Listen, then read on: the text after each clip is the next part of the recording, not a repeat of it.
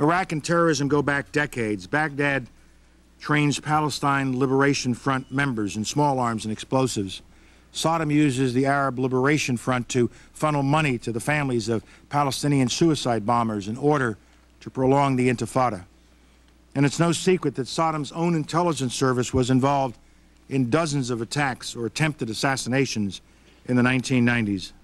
But what I want to bring to your attention today is the potentially much more sinister nexus between Iraq and the al-Qaeda terrorist network, a nexus that combines classic terrorist organizations and modern methods of murder.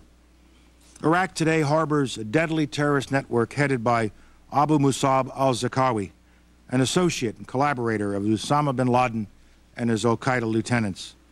Zarqawi, a Palestinian born in Jordan, fought in the Afghan war more than a decade ago. Returning to Afghanistan in 2000, he oversaw a terrorist training camp. One of his specialties, and one of the specialties of this camp, is poisons. When our coalition ousted the Taliban, the Zarqawi network helped establish another poison and explosive training center camp, and this camp is located in northeastern Iraq. You see a picture of this camp. The network is teaching its operatives how to produce ricin and other poisons. Let me remind you how ricin works. Less than a pinch, imagine a pinch of salt, less than a pinch of ricin. Eating just this amount in your food would cause shock followed by circulatory failure. Death comes within 72 hours, and there is no antidote, there is no cure. It is fatal.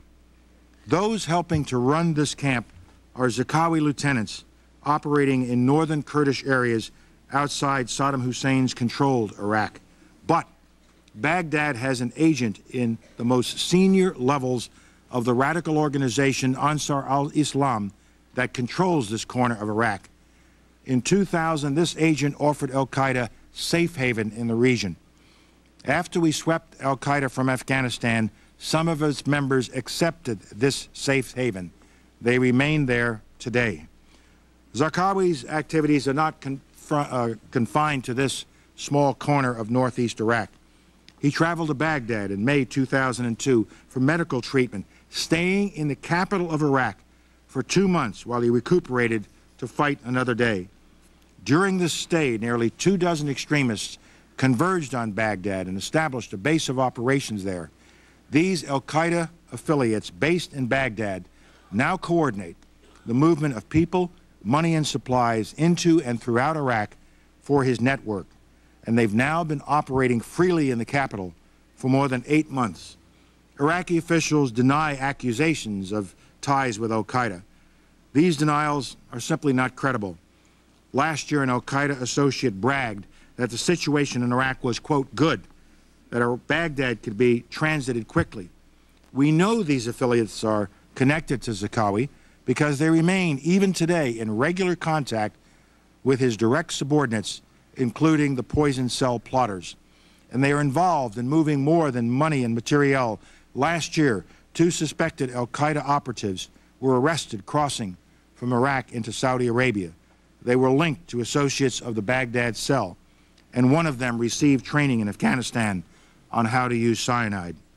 From his terrorist network in Iraq, Zarqawi can direct his network in the Middle East and beyond. We in the United States, all of us, the State Department, and the Agency for International Development, we all lost a dear friend with the cold-blooded murder of Mr. Lawrence Foley in Amman, Jordan, last October. A despicable act was committed that day, the assassination of an individual whose sole mission was to assist the people of Jordan. The captured assassin says his cell received money and weapons from Zarqawi for that murder. After the attack, an associate of the assassin left Jordan to go to Iraq to obtain weapons and explosives for further operations. Iraqi officials protest that they are not aware of the whereabouts of Zarqawi or of any of his associates. Again, these protests are not credible. We know of Zarqawi's activities in Baghdad. I described them earlier, and now let me add one other fact. we asked a friendly security service to approach Baghdad about extraditing Zarqawi and providing information about him and his close associates. This service contacted Iraqi officials twice, and we passed details that should have made it easy to find Zarqawi. The network remains in Baghdad. Zarqawi still remains at large, to come and go. As my colleagues around this table and as the citizens they represent in Europe know, Zarqawi's terrorism is not confined to the Middle East. Zarqawi and his network have plotted terrorist actions against countries including France, Britain, Spain, Italy, Germany, and Russia. According to detainees, Abu Atiyah, who graduated from Zarqawi's terrorist camp in Afghanistan, tasked at least 9 North African extremists in 2001 to travel to Europe to conduct poison and explosive attacks. Since last year, members of this network have been apprehended in France, Britain, Spain, and Italy. By our last count, 116 operatives connected to this global web have been arrested. The chart you are seeing shows the network in Europe. We know about this European network, and we know about its links to Zarqawi because the detainee who provided the information about the targets also provided the names of members of the network. 3 of those he identified by name were arrested in France last December. In the apartments of the terrorists, authorities found circuits for explosive devices and a list of ingredients to make toxins. The detainee who helped piece this together says the plot also targeted Britain. Later evidence again proved him right. When the British unearthed a cell there just last month, 1 British police officer was murdered during the disruption of the cell. We also know that Zarqawi's colleagues have been active in the Pankisi Gorge, Georgia, and in Chechnya, Russia. The plotting to which they are linked is not mere chatter. Members of Zarqawi's network say their goal was to kill Russians with toxins. We are not surprised that Iraq is harboring Zarqawi and his subordinates. This understanding builds on decades-long experience with respect to ties between Iraq and al-Qaeda. Going back to the early and mid-1990s, when bin Laden was based in Sudan, an al-Qaeda source tells us that Saddam and bin Laden reached an understanding that al-Qaeda would no longer support activities against Baghdad.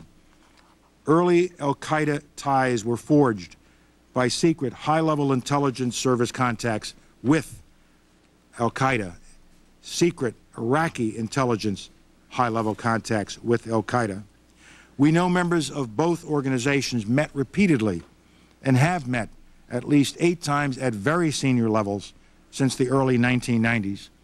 In 1996, the Foreign Security Service tells us that bin Laden met with a senior Iraqi intelligence official in Khartoum and later met the director of the Iraqi intelligence service.